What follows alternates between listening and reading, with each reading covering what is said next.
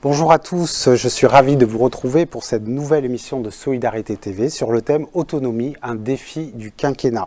Ce rendez-vous a été préparé avec le soutien du Crédit Coopératif. Comme vous le savez, cette émission est diffusée en direct et vous pouvez à tout moment poser vos questions à nos intervenants grâce au fil de discussion situé à la droite de votre écran.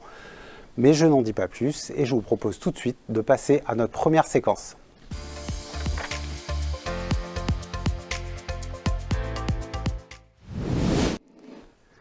Alors que débute ce nouveau quinquennat, la thématique de l'autonomie sera-t-elle enfin au centre de toutes les attentions? C'est bien la question que se posent bon nombre d'acteurs de la solidarité et de citoyens accessoirement. Car il ne faut jamais perdre de vue que le défi démographique qui nous attend va sans doute nous conduire à changer profondément notre rapport au grand âge et au handicap. À quel bouleversement faut-il s'attendre ?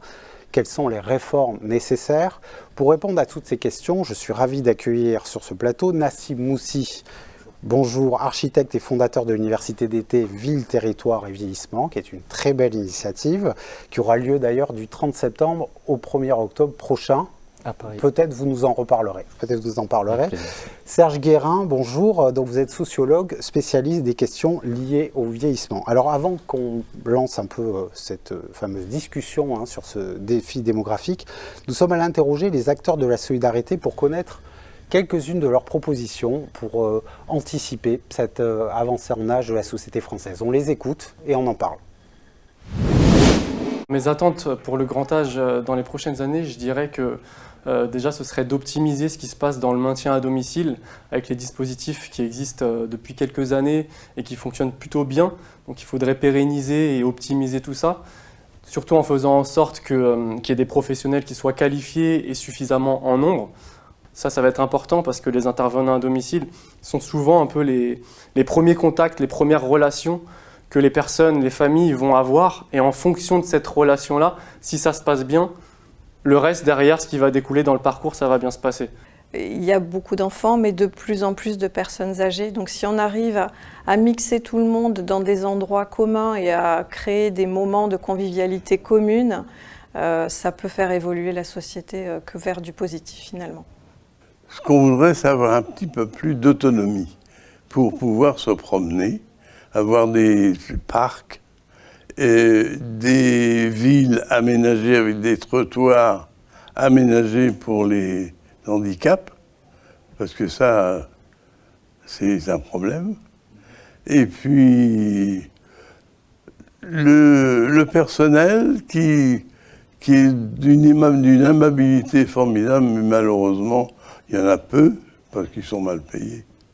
Pour anticiper le vieillissement de la société française, moi je pense qu'il faudrait accompagner au mieux la population française tout au long de leur vie dans la démarche d'acceptation déjà du vieillissement et ensuite la sensibiliser au mieux aux facteurs de risque qui y sont du coup associés et du coup mettre en place un petit peu plus de prévention primaire comme par exemple sensibiliser au bienfait de l'activité physique ou mettre en place des actions en cette faveur. J'ai le sentiment, oui, qu'on parle un petit peu trop tard de qu'est-ce que vous voulez faire une fois que vous êtes âgé et une fois que peut-être la dépendance est là.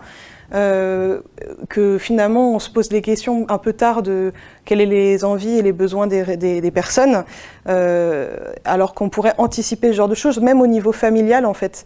Je trouve qu'au niveau familial, il y a toujours un peu ce tabou de qu'est-ce qui se passe une fois que mamie elle perd de l'autonomie et que qu'est-ce qu'elle veut faire en fait, et des fois ça arrive tard ces questions-là, et je pense que c'est des choses à anticiper et libérer cette parole-là au plus tôt quoi.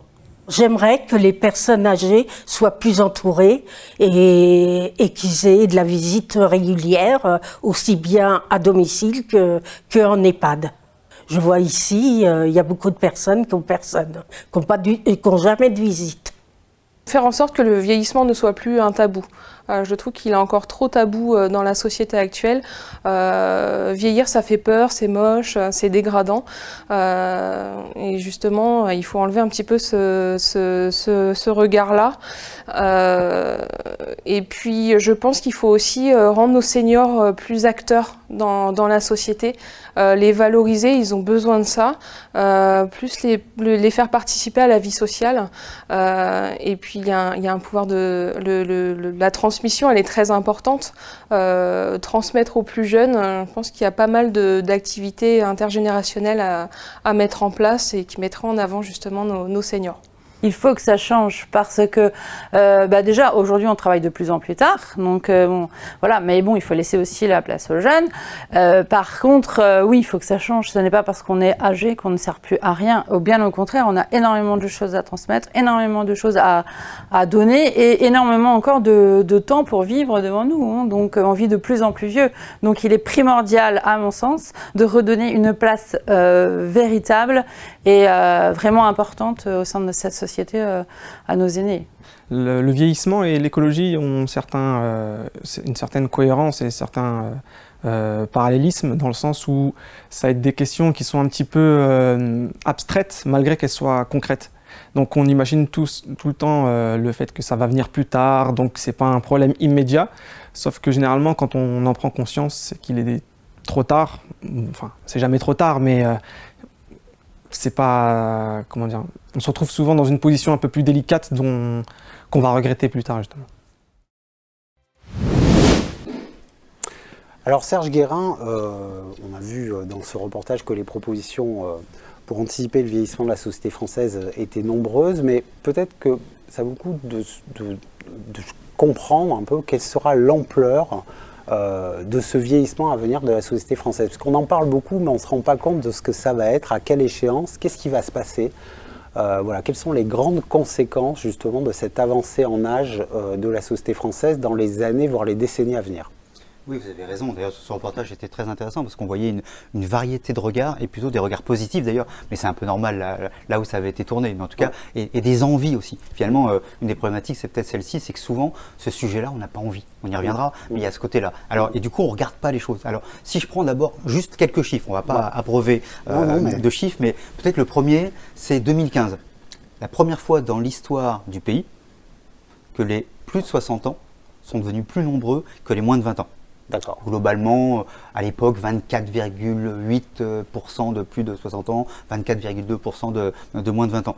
Si je ramène dans les années 1900, on était à 15% de plus de 60 ans et 35% de moins de 20 ans. Vous voyez, donc vraiment une inversion donc très forte. Là, ça a été la bascule. Voilà, là, c'est la bascule. On peut se dire, 2015, voilà. Il y a eu ça aussi. Il y a eu plein de choses en 2015, mais il y a eu aussi cet élément-là très très fort. Et évidemment, ça continue. Ça s'est pas arrêté en 2015, puis 2016, ça aurait été inversé. Ça, c'est la première chose, peut-être, pour se dire ça. Deuxième élément, et on entre en plein dans dans l'intitulé du débat, c'est au cours de ce quinquennat qui s'ouvre, en 2026 pour être très très précis, qu'on va voir commencer l'arrivée dans la bascule des plus de 80 ans, des premières générations du baby-boom. Donc 1946, voilà, 80 ans plus tard, 2026. Et 80 ans, c'est le moment où on peut se dire le risque de commencer à avoir vraiment en nombre des problématiques de santé est important. Donc deuxième élément, on y arrive. Alors, on en parle depuis 50 ans, hein, ça fait rapport Larocque, 1962. Et déjà, d'une certaine manière, beaucoup de choses étaient dites. Et donc, à chaque fois, je me souviens, 5 ans, 10 ans, attention, on s'en rapproche. Là, on ne s'en rapproche pas, on y est. On est en bas du mur, en quelque sorte, mais on va se prendre le mur en pleine figure. Et peut-être troisième élément, c'est que d'ici à 2030, un salarié sur 4 sera aidant. Donc une personne sur 4 en activité sera aussi à devoir aider un proche. Donc là aussi, ça change. Oui, donc on voit bien les mutations que tout ça, ça implique. Hein. Oui, ça fait quand même beaucoup de choses. Après, on aurait plein d'autres éléments. Peut-être pour dire simplement et pour marquer les choses auprès des centaines de milliers de personnes qui nous écoutent et qui nous regardent. Des millions. Voilà. C'est que notre destin démographique, c'est le vieillissement. Vous savez, on sort d'une campagne électorale, oui, l'avenir, la jeunesse et tout ça. Bien sûr que la jeunesse, ça ne veut rien dire, mais les jeunes participent de l'avenir. Mais notre avenir démographique, notre destin démographique, c'est le vieillissement. Et la hausse de la population, elle va partir de là. D'ailleurs, pas seulement en France, hein. Globalement, dans le monde entier, si je mets de côté un peu l'Afrique, c'est la hausse de la population, elle vient du vieillissement et pas de la production, entre guillemets, de jeunesse. Donc c'est aussi pour bien marquer qu'on change d'air complètement, sans s'en rendre compte, puisqu'évidemment, on est dans quelque chose comme ça, d'un petit peu invisible. Alors vous le disiez, ça a des effets sur l'ensemble de la société. D'abord, ça a des effets sur nous, tout simplement, sur notre histoire personnelle. Tout simplement, on vit plus longtemps qu'auparavant. Donc voilà, aujourd'hui autour de 83 ans d'espérance de vie. En 1900, c'était 46 ans. Donc on a presque doublé notre espérance de vie. Alors depuis quelques temps, elle augmente beaucoup moins. Voilà. Et en dehors du Covid, mais plus largement. Bon. Mais n'empêche que nous vivons tous plus longtemps, donc nous avons cette problématique individuelle, et cette problématique individuelle qui est pour nous, mais qui est aussi pour nos proches, par exemple nos parents. Voilà. Et puis ça c'est la première chose, ensuite c'est les problématiques collectives qui sont énormes. On va évidemment penser aux questions de santé, on va évidemment penser aux questions de financement du grand âge, on va penser aussi à une société où par exemple dans les familles, vous avez aujourd'hui deux membres de la famille, 2 générations dans la famille qui peuvent être à la retraite. Des gens autour de 60-65 ans et puis des parents autour de 85, 90, 95. Très bien. On va aborder toutes ces conséquences peut-être de manière plus spécifique. Moi, je voudrais me tourner vers Nassim aussi. Donc, selon vous, quelle est justement la portée, l'impact de ce vieillissement généralisé de la population française et de ce fameux mur qui arrive et qui va arriver en 2026 et demain. Donc voilà. Oui, déjà je partage parfaitement ce qui vient d'être dit par Serge Guérin. Et moi je pense qu'au-delà des données chiffrées sur le vieillissement massif de la population, il me paraît quand même primordial de comment intégrer les aspirations et le ressenti de la population. Autrement dit, comment on porte la voix des vieux. C'est le premier point. Le deuxième point... c'est un vaste chantier. Absolument. Et je pense que le second point, c'est la question de l'échelle. C'est-à-dire la question de l'architecture face à l'adaptation des logements.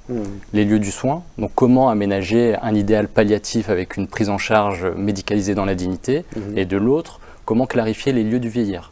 Et donc moi je pense nécessairement à la question des espaces publics, comment on arrive à dézoomer à l'échelle de la ville, mais s'intéresser à la ville, c'est aussi s'intéresser à la ruralité. Donc comment traiter la question des déserts médicaux, comment traiter la question du numerus clausus, comment vous travaillez ou vous traitez la question de la raréfaction du foncier, ou encore la question de la mobilité dans son contexte écologique. Donc vous l'avez compris, c'est quand même, quand on s'attarde sur l'étude de ces trajectoires sociétales, c'est un vaste chantier, je vous l'accorde, et c'est un vrai travail d'acupuncture. Alors justement, là on a évoqué énormément de thématiques. Moi ça m'amène à ma deuxième question. Ça serait quoi justement les priorités? Puisque là on n'est plus à réfléchir à 10 ans, 20 ans, c'est maintenant, c'est 2026.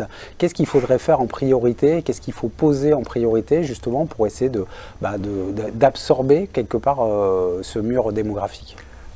Écoutez, moi ce que je peux vous dire c'est qu'il devrait y avoir 3 priorités. La première, le domicile. La seconde, le domicile. Et la troisième, le domicile. D'accord. Okay. Je m'en excuse au risque de choquer, mais il y a quand même une névrose collective sur le sujet en France. Nous le savons tous, il y a quand même une prégnance très forte pour la logique domiciliaire, et de l'autre, une fonction quelque peu repoussoire pour les établissements dits fermés. Ok, très bien. Maintenant, je le dis, moi, en tant qu'architecte, je pense qu'il est tout à fait pertinent de se poser la question de croiser plusieurs logiques, plusieurs bouleversements dans le tissu familial. Donc, c'est-à-dire le statut matrimonial, l'orphelinage précoce, le taux de divorcialité, les situations de veuvage, la famille monoparentale qui fait partie un petit peu de la mosaïque nouvelle des réseaux familiales, ou encore la famille dite nucléaire. Donc tout ceci, si vous voulez, ça participe à impacter le logement et de manière générale au cadre domestique.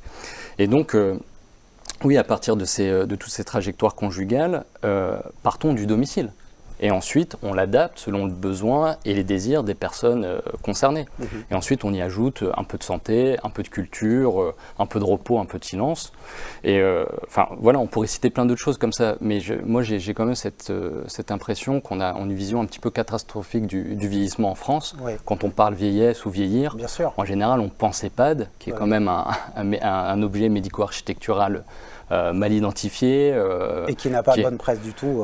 Pas de bonne presse, mais au-delà de ça, c'est même un modèle assez jeune et qui est à bout de souffle. Mais au-delà de la critique qu'il constate, moi ce qui m'intéresse, c'est d'aller plus loin, au-delà. Quelle opportunité? Et donc, moi c'est un peu dans cette perspective que j'ai co-rédigé une tribune dans Le Monde avec Raoul Tachon et Hugo Christie, qui tente de clarifier des lieux de vie et des lieux de soins. C'est-à-dire un lieu où on est chez soi, là où on veut, et quand on a besoin de se faire soigner, on va dans un service public hospitalier ou dans des établissements gériatriques spécialisés. Et donc la priorité, c'est partons du domicile, du cadre domestique, j'ai envie de dire intime, pour tenter d'esquisser des éléments de réponse agiles et polyvalents. D'accord, très bien. Serge Guérin, est-ce que vous souhaitiez réagir justement à cette approche triple domiciliaire, hein, domicile, domicile, domicile. Est-ce que ça fait partie des priorités, toute cette réflexion effectivement autour du lieu de vie, lieu de soins? Est-ce qu'il y a d'autres priorités sur lesquelles il faut vite se pencher pour faire face à ce vieillissement de la société française? D'abord, en effet, les gens très majoritairement souhaitent vivre et vieillir à domicile. Et que 5% seulement des plus de 65 ans sont accueillis dans des lieux type maison de retraite médicalisée. Donc c'est aussi la réalité. Je dirais, et finalement la question du logement est centrale, c'est dans cette problématique, c'est comment on arrive à agir en même temps sur la question de la transition démographique et la question de la transition écologique. Parce qu'elles vont de pair. Et un des endroits d'ailleurs où ça peut se faire, c'est justement dans le logement. On va réfléchir à comment on adapte le logement pour que les gens tombent moins, des choses comme ça, mais aussi comment on est bien meilleur en termes d'isolation. Et pour les plus âgés, quand il y a 20 degrés de changement, c'est jamais agréable, mais encore moins à 85 ans. Donc c'est aussi prendre en compte cela. C'est prendre en compte que c'est aussi une question évidemment de pouvoir d'achat, parce qu'on dépense moins, ainsi de suite, mais c'est de faire solidarité, justement, télésolidarité, de faire solidarité entre ces deux éléments-là. Et c'est sans doute sur le territoire où cela se joue, et en particulier dans le logement des gens. Et puis le deuxième élément, je dirais, c'est la question de la prévention.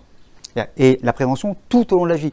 Tout au long de la vie, du premier jour de la vie jusqu'au dernier. On peut améliorer sa santé à 85 ans, à 90 ans. Alors, ça ne veut pas dire qu'on va courir le 100 mètres en 10 secondes, c'est pas ça le sujet. Mais en tout cas, on peut continuer d'améliorer sa qualité de vie en investissant sur ces questions de prévention, en étant évidemment accompagné par des professionnels et des sachants par rapport à ça. Mais je crois que c'est vraiment la question de la double transition et la question de la prévention qui sont, à mon sens, à mettre en avant.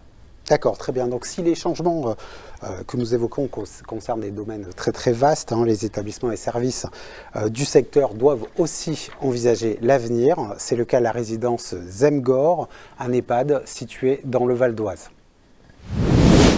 La résidence Zemgor, déjà c'est le plus gros EHPAD du Val d'Oise. Nous avons une capacité d'accueil de 208 résidents. Nous avons la particularité aussi d'avoir un pôle domicile et donc un pôle d'hébergement. Donc l'EHPAD du futur, c'est de continuer à faire ce qu'a initié la résidence Zemgor, je pense, c'est de pouvoir proposer une offre de soins adaptée à la population vieillissante, avec des unités spécifiques, avec des professionnels formés. Je pense qu'en adaptant la prise en soins, ça répondra totalement aux besoins de la population en général. L'objectif aussi de l'EHPAD de demain, c'est de pouvoir s'ouvrir sur le domicile. Maintenant, l'entrée en structure est parfois inévitable et c'est pour ça que l'EHPAD doit être à la fois un lieu de vie et un lieu de soins.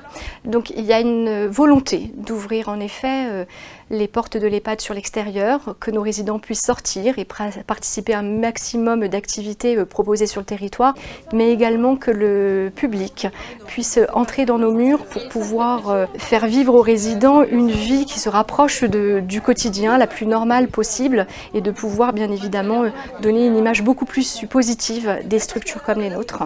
La résidence Zemgor souhaite s'inscrire dans les appels à projets qui sont initiés actuellement pour être un centre de ressources territoriales. L'objectif est vraiment de pouvoir proposer une offre de soins auprès du public âgé à domicile pour pouvoir répondre à la demande de cette population et maintenir la vie à domicile le plus longtemps possible, mais proposer également des alternatives, des solutions d'hébergement, peut-être de manière temporaire, pour répondre de la manière plus adaptée au public vieillissant. L'EHPAD a un vrai rôle à jouer pour prévenir la perte d'autonomie. D'ailleurs, c'est le travail initié sur le pôle domicile avec la plateforme d'accompagnement et de répit et l'accueil de jour pour répondre à ces besoins et faire durer le plus longtemps possible le souhait de la personne âgée de rester à domicile. Et donc, avec un centre de ressources territoriales, on pourrait mettre aussi à disposition les prestations qui sont déjà proposées au sein de la résidence, avec par exemple nos éducateurs en activité physique adaptée qui pourraient proposer un ensemble d'accompagnements, un ensemble de prestations qui pourraient contribuer justement au maintien de la personne âgée à domicile. Alors on a vu à travers ce reportage que effectivement le secteur des EHPAD réfléchit beaucoup à toutes ces questions d'avancée en âge et d'anticipation justement d'une meilleure réponse. Mais il faut s'intéresser quand même, Serge Guérin, à cette question de l'anticipation. Ça veut aussi dire de l'investissement, ça veut aussi dire qu'il va falloir faire des choix. alors sur le terrain économique, mais aussi sur des choix de société.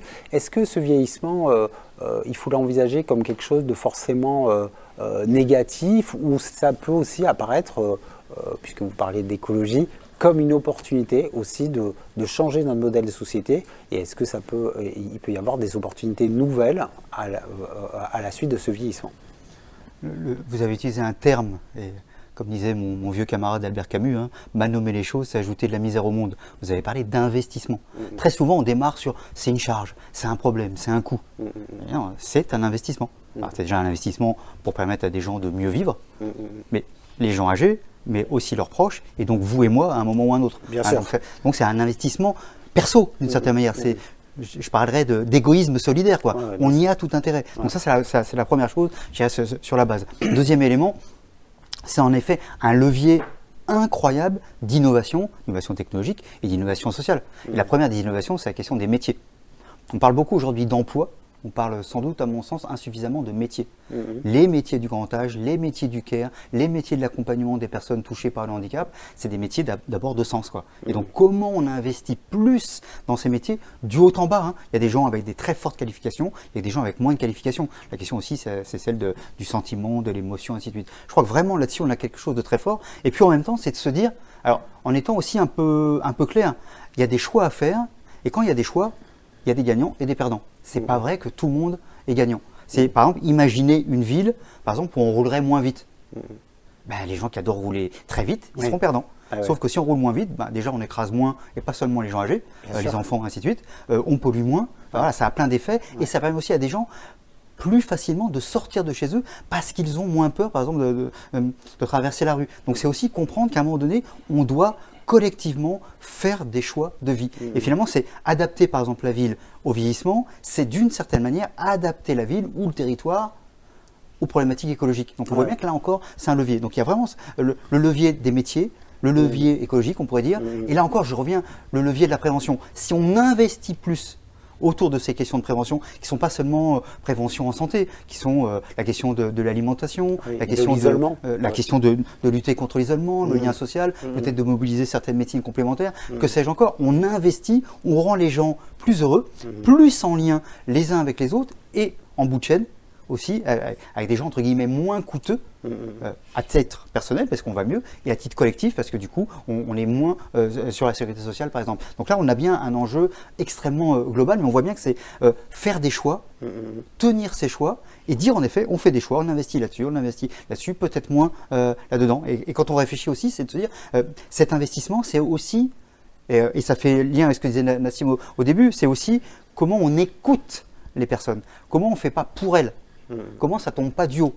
C'est aussi de se dire, mais ça part de leurs besoins. Ça part de leurs besoins, de leurs désirs. Les gens, ils ont même à 90 ans, vous n'avez pas que des besoins, vous avez aussi des désirs. Et comment on les écoute. Et les aspirations des personnes, en plus, issues de 68, peut-être changent. Voilà, on n'est pas personne âgée issu du baby boom comme on est personne âgée il y a une génération avant. Bien sûr, il y a un effet de génération, il y a un effet d'évolution aussi. Mes attentes à 50 ans ne sont pas nécessairement mes attentes à 90 ans. Bien sûr, voilà. Et quand on regarde la personne à 90 ans, pensez aussi tout ce qu'elle a été avant. On la voit comme à ce moment-là, mais il y a eu 90 ans de vie. Donc c'est aussi comment on transmet tout ça, comment finalement on donne de la valeur à la notion d'expérience. Parfois avec les étudiants, je leur dis, on ne va pas mettre le mot senior, on va mettre le mot expérimenté. Et tout de suite, ça change un petit peu. Il faut recruter un senior, il faut recruter un expérimenté. C'est pas tout à fait la même chose. Or, un senior, c'est normalement quelqu'un qui a l'expérience, si tout va bien. Tout à fait, très bien. Alors justement, si on se situe dans cette logique d'investissement, est-ce que vous partagez cette vision que peut-être les investissements, mais non pas simplement la gestion d'une charge, mais les investissements qu'on va opérer, qui vont être opérés, vont peut-être quelque part avoir des bénéfices aussi sur l'ensemble de la société, même au-delà du grand âge. Qu'est-ce que vous en pensez, Nassim aussi ? Je le partage totalement, encore une fois, mais vous savez, nous, on a organisé les universités d'été Ville, Territoire et Vieillissement. Et lors de la première édition, Jacques Attali était présent et il nous a parlé de l'économie de la vie et de l'économie de la ville. Alors effectivement, dans la silver economy, d'un point de vue économique, on sait qu'il y a un vrai gisement. Mais à la limite... un gisement d'emploi, on est d'accord. Exactement, mais à la limite, la question n'est pas là. Parce que concevoir pour les vieux, c'est concevoir pour toute la société. Et ce que j'ai envie de vous dire, c'est que qui peut le plus peut le moins. Donc quand une rue est adaptée aux besoins et aux désirs des personnes âgées, eh bien, elle l'est aussi pour les enfants, elle l'est aussi pour les personnes en situation de handicap. Donc on a tous à gagner à entamer cette transition, ce mode opératoire. Aujourd'hui, moi j'ai aussi en mémoire qu'on ne fait qu'additionner des sommes. Mais réfléchissons plutôt à combien nous coûte cette ville de tous les possibles, comment elle s'inscrit dans cette France de 2030. Et de manière un petit peu plus prosaïque, j'ai envie de vous dire, c'est que la rue, le trottoir, eh ben, c'est un peu le prolongement du domicile. Bien sûr. Et élargir un trottoir, eh ben, en fait, ça n'intéresse pas que les personnes âgées. Et ce qu'il faut savoir, c'est que l'espace public ou l'espace intime, c'est à lui de s'adapter et non l'inverse. D'où l'interrogation de comment énoncer des environnements habilitants pour tous. Très bien. Alors, on va peut-être prendre une question internaute, la première qui tombe. Donc, c'est une question de Marie. Comment expliquer que les pouvoirs publics ne parviennent pas à anticiper ce vieillissement à venir? Alors, on est en plein dans le sujet, effectivement, puisqu'on a parlé de beaucoup de sujets, mais c'est des sujets dont on parle assez peu, qui ont été assez peu abordés à la fois durant la campagne présidentielle et alors encore moins législative. Comment vous expliquez, Nassim Moussi, le fait qu'en fait, on parle assez peu de tous ces sujets qui sont pourtant majeurs pour l'avenir de nos sociétés. Oui, enfin, vous savez, l'idée n'est pas de normaliser, d'anticiper ou de retarder le vieillissement à venir. Enfin, il y a quand même un état d'esprit, moi, qui me bouleverse personnellement. Je pense qu'il faut arrêter de scénariser nos quotidiens ou nos futurs comme un ensemble de recommandations, comme un ensemble de bonnes pratiques, comme un ensemble de règles. Vous savez, enfin, je ne vais pas passer mon temps à m'excuser toute l'après-midi, mais les réponses, on les a déjà. On les a déjà. Il suffit juste de lire les rapports de l'OMS, les rapports de Dominique Libaud, les rapports de... Libaud qui va intervenir bientôt et qui a fait de nombreux rapports sur le sujet. On est d'accord, les rapports Broussy, les rapports Pifto, les rapports Wolfrom, les rapports Guérin-Jandel sur les EHPAD 2021-2023. Bon, on possède toutes les circulaires. Maintenant, si on additionne une dizaine de rapports, la vraie question, en fait, finalement, où est le problème? Quel est le problème? Eh bien, moi, je pense que c'est extrêmement simple. C'est la mise en œuvre. Et pour aller un peu plus loin, un peu au-delà de tout ça, je me dis, finalement, quel récit collectif et citoyen sommes-nous réellement capables d'entreprendre? Moi, je pense que ce qui me paraît tout à fait important, c'est l'idée de comment sortons des solutions à taille unique, alors que l'on sait qu'il n'y a pas de vieillissement à taille unique, il n'y a pas de vieux générique. Tout à l'heure, vous me parlez de la question culturelle.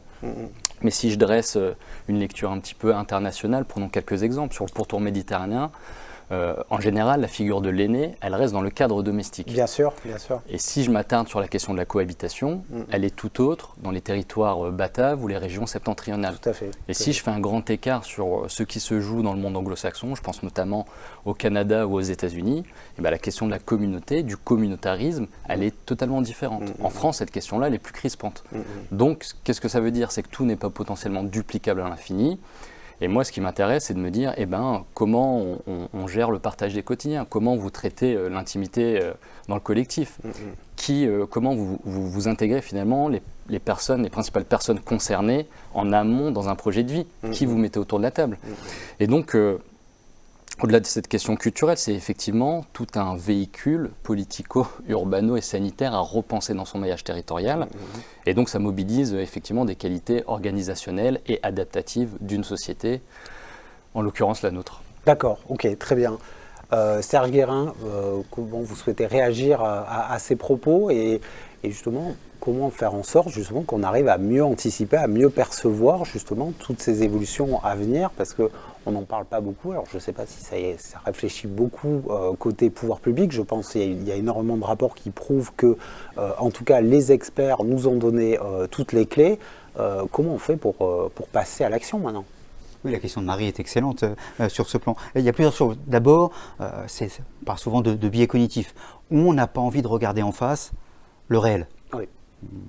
D'accord. Ça arrive, ça. Hein. Ouais, ça arrive. L'actualité très récente nous l'a montré. Voilà, donc on a du mal avec ça. Et le politique a du mal avec cela. Et il n'y a pas un Pierre Mendès France tous les jours, quoi. Hein. Donc voilà. Donc là, il y a une problématique avec ça. Il y a aussi que la société elle-même, elle n'a pas très envie n'y a pas beaucoup de monde qui descend dans la rue pour défendre, mettre plus d'argent sur les vieux, par exemple. C'est pas très, voilà, c'est pas très fort, c'est pas, voilà.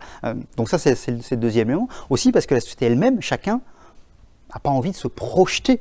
Ni le politique, ni l'individu a envie de se projeter dans son propre vieillissement. Du coup, je mets ça un petit peu de côté. Donc, il y a un aspect individuel et un aspect collectif. Et puis l'autre élément, sans doute, c'est un déficit de confiance. Finalement, on ne fait pas confiance, et le politique ne fait pas nécessairement confiance à l'aspect adulte des citoyens. En disant, mais là, il y a un sujet, il va peut-être falloir s'y mettre, retrousser les manches. On a du mal à en parler, à le dire comme ça. Il y a aussi sans doute un manque de confiance envers les collectivités locales. Parce qu'il me semble qu'un des enjeux, c'est vraiment la communalisation de ces approches. Là où les gens vivent, tout simplement. Ceux qui connaissent le mieux, c'est les CCAS, c'est les acteurs, c'est les élus, et ainsi de suite. C'est là où ça se passe très très fortement. Et en effet, vieillir à tel endroit, ça peut être très très différent de vieillir à seulement 3 km. C'est pas la même chose, pas le même environnement, pas la même géographie. Donc là, il y a aussi quelque chose dans cette notion de décentralisation aussi, peut-être à réussir ou à refaire plus fortement. Et là encore, en faisant un petit peu les deux liens ensemble. Donc je crois que c'est autour de ça, on a du mal, nous collectivement, et le politique en soi, a du mal parce qu'il n'est pas poussé. Et en fait, c'est quand il est face au mur. Et quand nous tous, on a la même question avec l'écologie, de ce point de vue-là. Il faut que ça chauffe, c'est le cas de le dire, très fortement pour qu'on commence à bouger. Et donc on a du mal avec ça et on n'est pas poussé pour le faire. Et donc finalement, c'est aussi comment on écoute mieux la parole des premiers concernés, les plus âgés, mais aussi la parole de tous les autres qui sont concernés, les aidants, les acteurs, les professionnels, et ainsi de suite, et comment tout ça remonte. Et ça remontera d'abord sur le plan local, je crois. Très bien. Messieurs, je vous remercie beaucoup. Nous avons pu prendre la mesure des investissements et des changements culturels qu'implique cette fameuse transition démographique. Mais pour faire face à ce défi, il faut aussi s'intéresser au présent, au travers de la mise en place d'une véritable politique de l'autonomie. C'est encore un très vaste sujet que nous allons aborder lors de la prochaine séquence. Pour débuter celle-ci, nous avons demandé aux professionnels leurs idées pour renforcer l'attractivité des métiers. Un problème évidemment récurrent dans le secteur. Moi, mes propositions pour renforcer l'attractivité des métiers du grand âge, je dirais que ça se jouerait sur 2 niveaux. Déjà, comment attirer les personnes et comment fidéliser les gens qui sont déjà là. Alors, pour attirer les personnes, moi, je dirais que ça se joue déjà à long terme sur la formation initiale, que ce soit dans le scolaire, dans les formations spécifiques du secteur médico-social, en ayant une vraie volonté de promouvoir les métiers du grand âge, le secteur et puis tout ça, de faire en sorte que voilà, il y ait des intervenants qui viennent sur place, de casser un peu les stéréotypes qui en découlent.